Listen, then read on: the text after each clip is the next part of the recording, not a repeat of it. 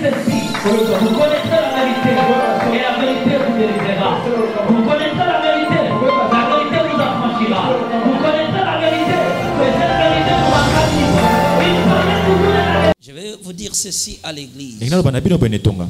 Il y a des choses dans la vie que nous choisissons nous-mêmes. Nous choisissons nos vêtements. Nous choisissons de quoi nous allons manger. Mais il y a des choses qu'on ne peut pas choisir. Nous ne pouvons jamais choisir nos parents. Les parents sont des êtres qui nous ont été imposés. Nous ne pouvons jamais choisir nos frères. C'est quasiment impossible. Parce que la nature nous les a imposés. Mais nous pouvons choisir nos entourages. L'amitié est un choix personnel. Pourquoi il y a des gens qu'on peut continuer les chemins et des gens qu'on ne peut pas continuer. On peut être des frères, sœurs à l'église, avoir le même amour de Dieu, mais on ne peut pas simplement et totalement être des amis. Pourquoi l'amitié a des critères à respecter? Celui donc que je vais associer à mon chemin doit au préalable répondre à ma façon de voir, à ce que j'aime, être celui qui peut me soutenir. On fait aussi nos propres choix. Mais tout dépend de notre façon de voir les choses. Tu peux choisir qui peut marcher avec toi. Alors l'apôtre Paul remarquait à ces gens-là qu'ils n'arrivaient pas à faire un bon choix. Ils avaient un problème de choix. Reconnaître leur appartenance. Que eux étaient des chrétiens, mais ne pouvaient pas se retrouver dans les choses du monde. Ne pouvaient pas s'attacher à des vaines choses. Ne pouvaient pas demeurer avec les choses qu'ils ont déjà désavouées. Pourquoi? Parce qu'ils ont accepté le Seigneur. Ces gens-là venaient à l'église, mais voulaient quand même garder leur vie comme le païen. Ils disaient, si je leur fait montrer mon appartenance en Christ, je vais déranger leur paix, je vais déranger leur paix. C'est pas parce que je prie, il faut que tout le monde sache. Alors l'apôtre Paul voulait que ces chrétiens-là, dans leur rapport avec les humains, ils montraient leur appartenance. Que je ne filme pas parce que je suis chrétien, que je ne mens pas parce que je suis chrétien, parce que j'appartiens à une famille. Alors, il donne ces recommandations que vous, chrétiens, vous ne pouvez plus vivre comme les païens. Vous ne pouvez plus être comme eux. Nous sommes tout à fait différents. Nous sommes tous des hommes. On est frères et sœurs, nés de la même maison, mais nous n'appartenons pas à une famille éternelle ensemble. Moi, j'ai choisi l'appartenance en Christ et ma vie doit s'identifier à la vie de Christ. C'est pourquoi il dit affectionnez-vous aux choses d'en haut. Il y a des choses qui doivent attirer le cœur d'un chrétien. Il y a des choses qui ne font que définir notre vie chrétienne. Il dit vous ne pouvez pas être comme ces païens, parce que eux ils ont l'intelligence obscurcie. Ils ne voient pas clairement. Peu importe leur manière de voir les choses, pour Dieu c'est de l'obscurité. Ils n'ont que du ténèbre dans leur tête, parce qu'ils ne peuvent pas aimer Dieu. Ils ne peuvent pas comprendre ce que nous croyons. C'est le bon moment de la Pâque, que chaque chrétien puisse comprendre son appartenance. Chaque personne puisse comprendre où il doit partir, à qui je vais acheminer la route, à qui on va faire les choses ensemble. Et je ne peux plus être comme un païen. La vie de païen se définit par une vie de la liberté personnelle. Donc quand il fait allusion à la vie païenne, il ne fait pas simplement allusion aux actions physiques et charnelles, mais D'abord, aux premières choses, comme je vous avais dit au trait, le premier péché qui a été commis dans l'histoire du monde, c'est le péché de l'indépendance. Ce grand péché a été commis dans les temps où l'homme a voulu être maître de ses propres décisions. Alors c'est ce qui anime le païen, le pouvoir de moi, l'ego personnel. Ils n'agissent que d'après eux-mêmes. Ils pensent comme il veut. Il part où il veut. Il prend ses décisions. Alors nous étant chrétiens, nous ne pouvons pas vivre comme ces païens. Nous devons dépendre de la souveraineté de Dieu. L'âme et l'esprit de l'homme va maintenant à l'enfer. Il part là-bas pour avoir commis le mal. Le jugement sera exercé sur son âme. L'âme sera le représentant des actions de la terre. Alors le fait de la terre, de l'enfer, consumera l'âme de l'homme au prix du jugement du péché qu'il a commis sur la terre. Et son fait sera vivant et sans faille, parce que Dieu avait pris la sentence sur le péché, qu'il exercera son jugement sur le péché que dans le feu, que par le feu que Dieu jugera le péché, et ce feu brûlera éternellement. Éternellement. C'est la raison que ces âmes étaient dans les feux. Et hier, nous étions maintenant dans cette prison de l'enfer, qui était prison de la malédiction divine. Tous les gens qui ont péché volontairement, je vous ai parlé de cela, tous ceux qui ne payaient pas leur dîme, ceux qui faisaient l'œuvre de Dieu avec négligence. Nous étions à l'observation de ces listes. On voyait tous les délits qui étaient écrits. Je pleurais déjà à ce que je voyais. Et je voyais le fait déferler dans cet endroit. Il y avait des foudres qui tombaient en enfer. Bien aimé, c'était terrifiant. Les âmes poussaient des cris pitoyables. Les gémissements étaient partout. Les âmes étaient perdues éternellement. Le jugement était sauvage dans cet endroit. Les démons chantaient à la souffrance des hommes. Et les âmes pleuraient à la souffrance de leur propre père. Au moment où on observait avec le Seigneur, j'ai remarqué que Jésus-Christ versait beaucoup de larmes. Il pleurait pour la sentence des hommes, parce qu'un jugement a été prononcé. Il me dit, fiston, le bon moment est arrivé que nous puissions maintenant visiter les âmes dans leur cellule de tourment. Et lorsque nous avons tourné et que nous regardîmes, partout je voyais des sortes de trous. Et le feu sortait de ces trous-là. C'était comme le feu du volcan. Les laves étaient partout. Les âmes étaient calcinées. Le cri de pleurs remplissait l'atmosphère. Les âmes étaient perdues à cause de l'iniquité qu'ils ont commis sur la terre. Et dans cette prison-là, la sentence était plus sévère. Pourquoi? Les démons disaient à ces hommes, vous avez été maudits par Dieu. Là où le Seigneur me dit ceci, lorsque Dieu maudit un homme, même Satan le diable n'approche jamais vers cet homme-là. Le diable craint un chrétien et il craint un homme maudit par Dieu. Est-ce que vous comprenez? Le diable craint, je dis première chose, il craint un chrétien authentique. Deuxième chose, il craint un homme maudit par Dieu. Pourquoi?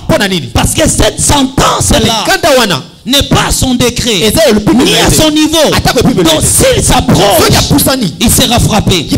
Il sait que cet homme ici n'a pas eu de problème avec des créatures. Il a eu le problème avec les créateurs. Le diable craint les hommes maudits par Dieu, parce qu'il sait ce qui lui était arrivé au ciel, les jugements qui étaient tombés sur lui. Il sait que cet homme-là a franchi la ligne rouge. là où on ne peut pas arriver. Il a affranchi la colère de Dieu. Alors de tels hommes, ils sont gardés sur la terre par Dieu lui-même. Ils attendent le bon moment de partir. Et quand ils partent dans cette cellule-là, dans cette prison-là, leur souffrance semblait dépasser tous les prisonniers que nous avons rencontrés. Bien-aimé, il me parlait, il m'expliquait la sentence, le décret de punition. Je voyais le fait. Bien-aimé, craignons Dieu. L'enfer est réel.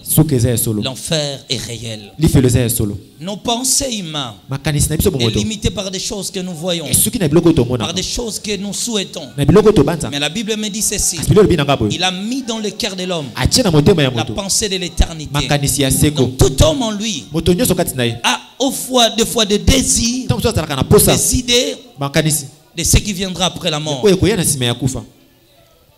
En ce moment-là, le Seigneur me parlait. Je voyais des faits, je voyais des coups de foudre, des éclairs qui entraient dans les flammes. Les âmes étaient tourmentées.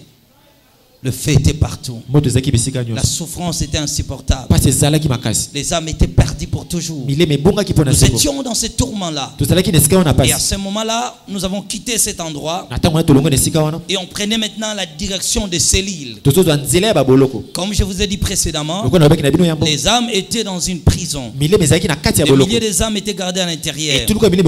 Mais dans cette prison, il y avait des cellules. Des cellules d'isolement dont l'âme est gardé pour le péché qu'il a commis sur la terre. Maintenant, on devait quitter cet endroit là où on lisait toutes les actions négatives que les hommes ont commises. On devait maintenant nous diriger vers les cellules. C'est la raison qu'on a commencé à descendre. Nous avons pris maintenant le pont qui nous a menés vers ces cellules. On marchait au milieu du flamme. Le feu était partout. On descendait. Cet endroit était pollué. Un endroit trop sale. Un endroit poudré. Jamais vu sur la terre. Il y avait des bêtes sauvages, des insectes sauvages qui se promenaient dans cette cellule, qui allaient faire souffrir les âmes. Alors on s'approchait. Devant nous, il y avait une cellule. Et à l'intérieur de cette cellule, j'écoutais la voix d'un homme qui sortait de l'intérieur. Il cherchait de l'aide. Il demandait secours. Mais il n'y avait plus d'espoir pour lui. Il a tellement crié. Il pleurait. Après, il demandait de l'eau. Il dit: j'ai besoin de l'eau. J'en ai marre. Qu'est-ce que je fais? Pourquoi ma souffrance est-elle continuelle? Pourquoi je continue à voir les mêmes choses? Qu'on en finisse une seule fois pour toutes. Je vais mourir. Je vais mourir. Après, cet homme implorait Dieu. Luc chapitre 16.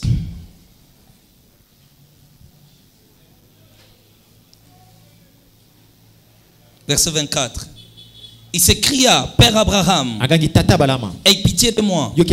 Envoie Lazare pour qu'il trempe le bout de son doigt dans l'eau et me rafraîchisse la langue, car je souffre cruellement dans cette flamme. Alors, comme je disais que cet homme demandait de l'eau, il cherchait de l'aide. Le Seigneur me dit: maintenant avançons promptement dans cette cellule et tu verras la sentence et le jugement que subissent l'âme perdue à l'intérieur. Nous nous approchâmes précipitamment et nous fûmes maintenant à haut de ce trou-là et on regardait à l'intérieur. J'ai trouvé une âme qui était là. Son corps était brûlé dans le feu et c'est parti de chair tombée dans le flamme. Mais tout autour de sa cellule, parce que sa cellule était trop restreinte, et tout autour de sa cellule, il y avait des sortes comme des épines, comme des lances fixées dans le mur et qui sortaient de toutes les directions, qui perçaient son corps squelettique et pourri. Je voyais que cela pénétrait sortait. Et c'était sa souffrance. Il poussait des cris pitoyables, des cris atroces. Mais c'était fini. Je voyais quelque chose comme l'épée sortir et pénétrer ici, percer sa tête et sortir de l'autre côté. Ça faisait toujours comme ça, continuel. Ça entrait et ça revenait. Il continuait à subir ces tourments. Il demandait de l'aide. Mais à l'intérieur de sa fosse, je voyais le feu sortir de l'intérieur là-bas. Il montait et brûlait tout son corps. Et quand le feu montait jusqu'en haut, il descendait encore plus bas. Et quand il descendait plus bas, après il reprenait encore.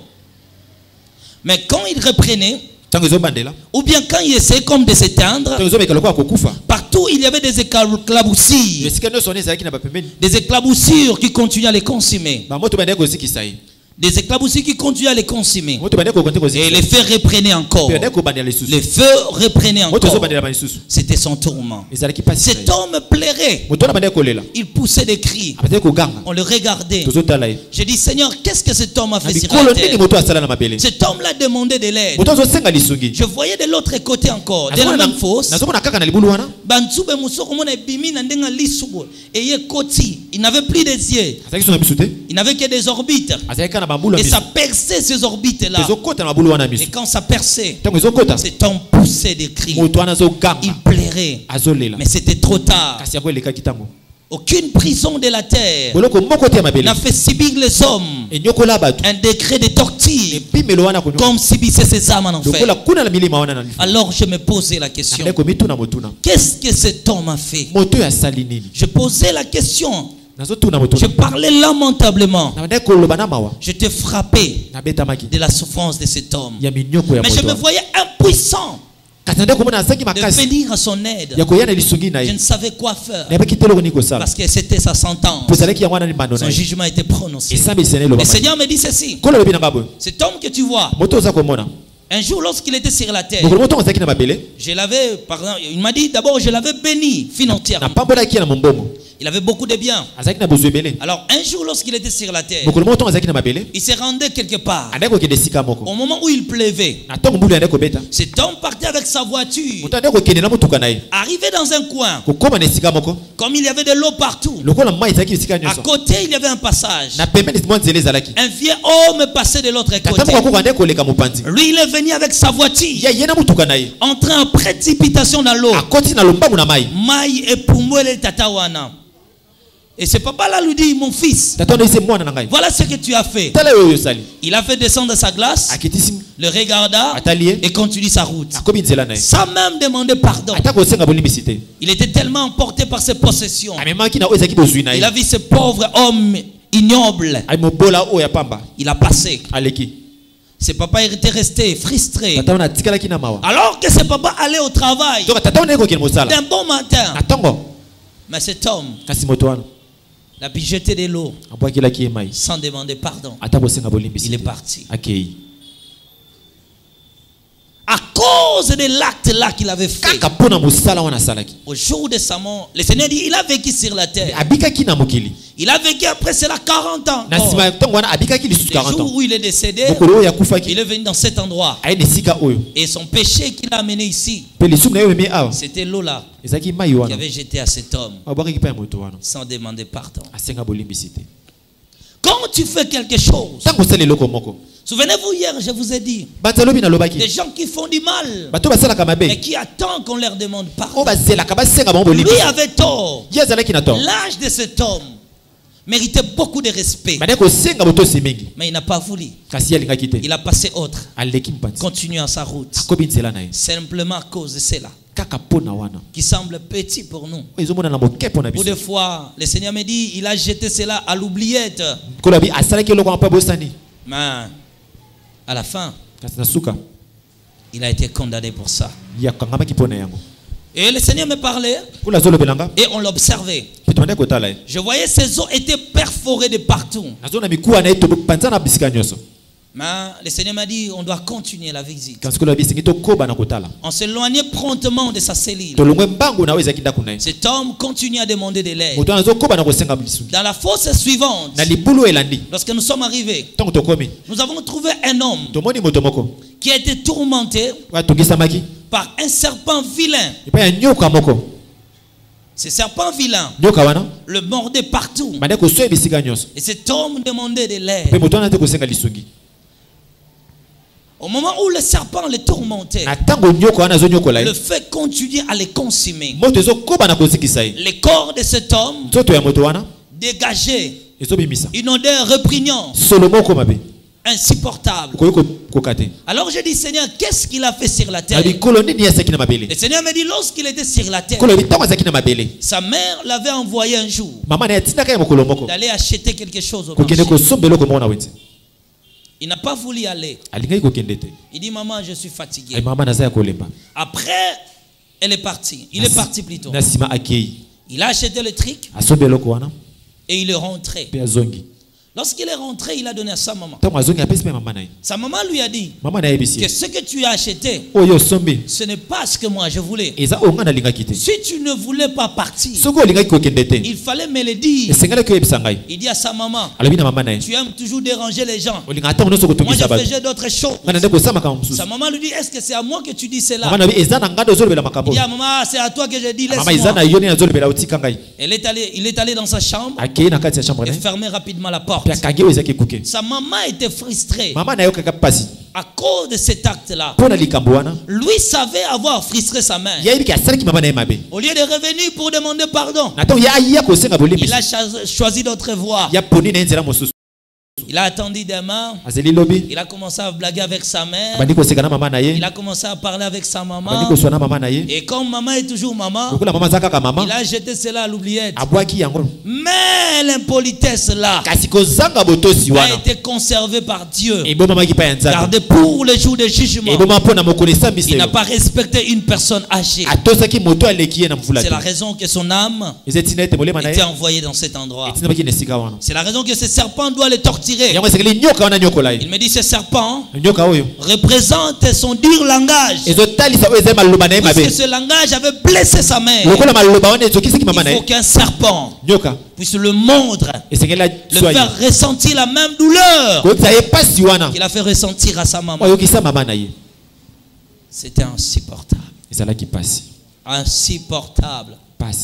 Un tourment excessif, dépassant l'imagination. Je me souvenais combien de fois on parlait du mal à nos propres mères. Combien de fois ma mère me disait A, moi je dis B. Combien de fois on prenait nous-mêmes nos propres décisions sans se soumettre à la voix de nos parents. Bien aimé, on continuait nos cellules. Nous avons quitté cet homme parce que ce jour-là, le Seigneur me disait, il faut que tu rentres. On continue de voir. Nous avons passé encore outré cette cellule et nous nous dirigeâmes sur une autre fosse. Lorsqu'on s'approchait de cette fosse, nous avons trouvé une âme qui était à l'intérieur. Les tourments de cet homme étaient avec des souris. Ces souris étaient noires. Et ces souris avaient des dents de scie. Il mordait cet homme partout dans son corps. Il arrachait sa peau. Cet homme essayait de les repousser, mais il ne pouvait pas. Sa souffrance était humiliante, insupportable. Et plus le souris le mordait, il arrachait sa peau, le mangeait partout. Là où sa peau était arrachée, c'était des vers qui sortaient, des asticots encore, des vers et des asticots qui sortaient, qui sortaient.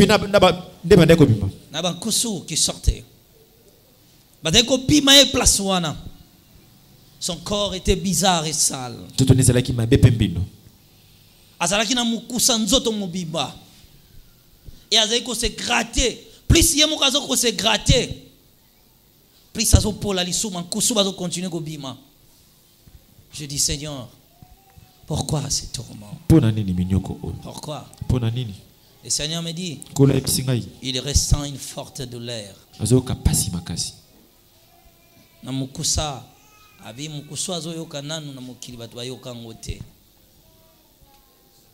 Donc il ne savait quoi faire. Repousser ses souris ou se gratter. Quelle souffrance. Quelle douleur. Le Seigneur me dit, elle était très belle lorsqu'elle était sur la terre. Très très belle. Très très belle. Mais un jour, le Seigneur me dit, elle discutait avec son ami. Elle discutait avec son ami. La maman de son camarade est arrivée. La maman de son ami a pris part de sa fille. Et elle a commencé à la chasser. Elle dit, sors chez nous. Ne viens plus ici. Tu es une mauvaise fille. Alors elle s'en maîtrise. Maman, tu ne sais pas ce que ta fille a fait. Sa maman lui dit. Sa maman là lui dit, je ne veux pas savoir. Sors seulement ici. Elle dit à cette dame, toi tu penses que moi je n'ai pas une maman, que moi aussi je pars appeler ma mère. Et on va voir si tu auras des choses à dire. Si elle est sortie, elle est partie. Cette attitude là. Le Seigneur me dit, elle disait cela en regardant sa beauté. Elle dit que j'appelle ma mère. Est-ce que toi tu peux te tenir à ma maman? Est-ce que toi tu es au niveau de ma mère? Elle est sortie, elle est partie. C'est la raison que subit ce tourment. Je dis, Seigneur, mais elle avait tout à fait raison. Le Seigneur me dit, oui, certes. Dans cette dispute, elle avait parfaitement raison. Mais la maman de son ami a pris part de sa propre fille. Elle ne pouvait jamais répondre à une personne âgée.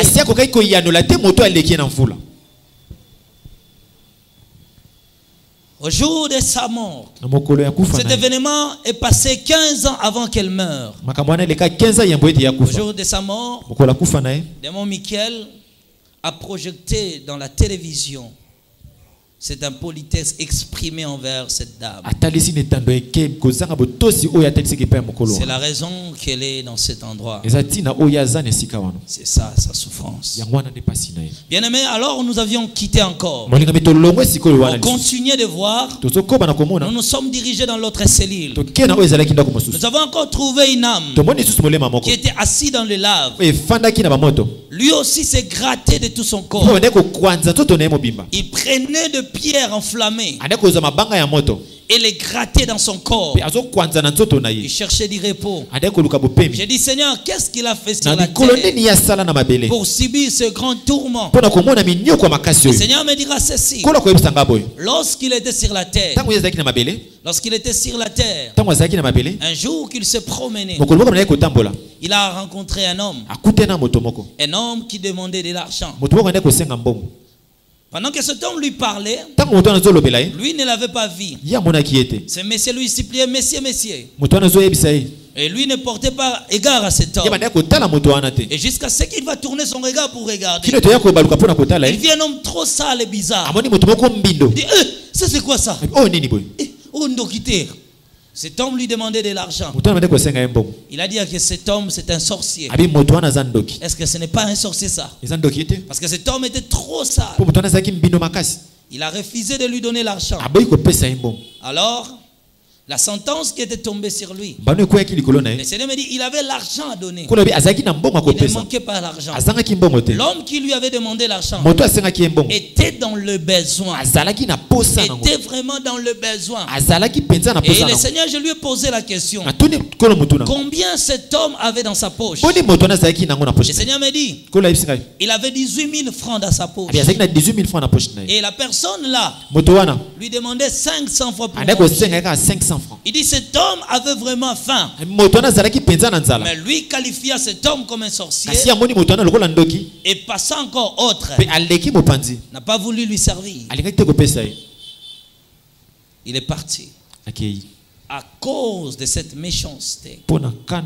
C'est la raison qu'il est ici. Il subit ces tourments. Puisqu'il avait traité cet homme sale d'un sorcier. C'est pourquoi son âme sera assise dans les laves de feu. Et il va s'écrater partout. Il aura les mêmes saletés de cet homme dans son corps. Amen. Amen. C'est très choquant, bien-aimé, en parlant de ces choses. Je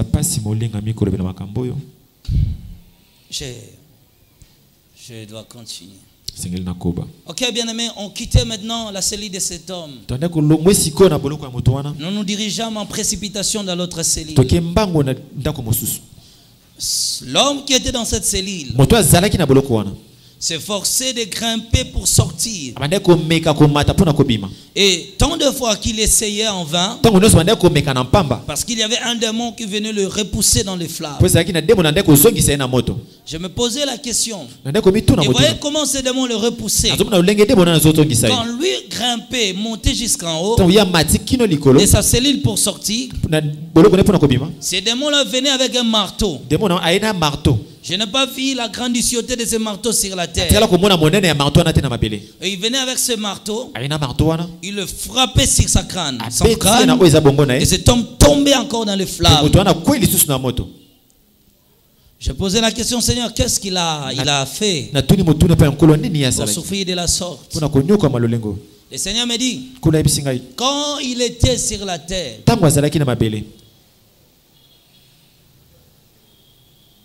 il travaillait. Au moment du paye, il recevait son salaire. La première pensée qui lui venait à l'esprit, c'était d'enlever la part de Dieu. Donc une fois qu'il touchait son salaire, son esprit lui rappelait, enlève la dîme. Mais lui regardait cela. Il dit, bon, je ne peux pas le faire ce mois.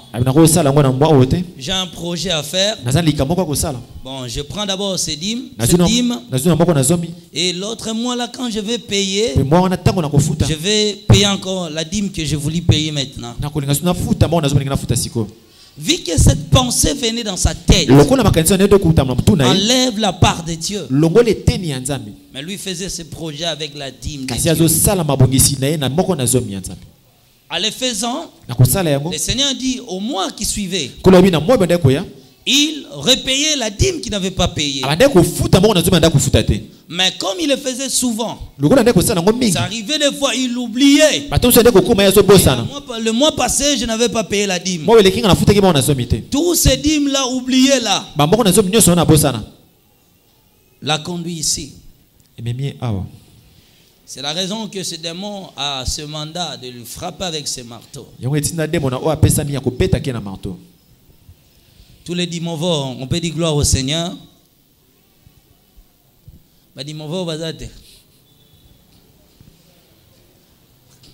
Tous les dimanches, gloire au Seigneur. Gloire au Seigneur. Ok, ce sont des dimanches. Ah. Ceux qui mangent la dîme eux-mêmes sont qui? Des dimanches.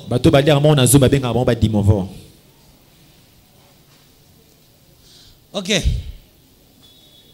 Cet homme était dans ses tourments, subissant un tel châtiment à cause de cette nature. Vaut mieux réparer une dîme que tu as oublié de payer que d'être conscient de ne pas payer sous prétexte que j'ai des choses à faire. La Bible dit, si nous péchons volontairement, après avoir reçu la connaissance de la vérité, il ne reste plus de sacrifice pour ces péchés.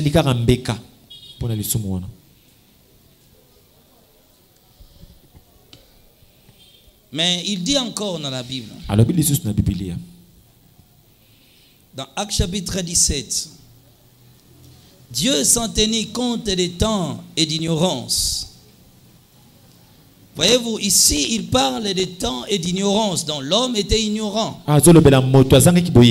17 verset 30. Là, il parle des hommes ignorants. Sans tenir compte des temps d'ignorance. Tant que tu n'étais pas encore au courant, tu ne savais pas. À ce moment-là, Dieu vient. Tu écoutes la parole. Tu changes. Tu répares. Mais ici, on dit, si nous péchons volontairement, après avoir reçu la connaissance de la vérité, je sais que ce que je fais n'est pas bien. Je mange cette dîme, je paierai autrefois. Je vais payer le mois prochain.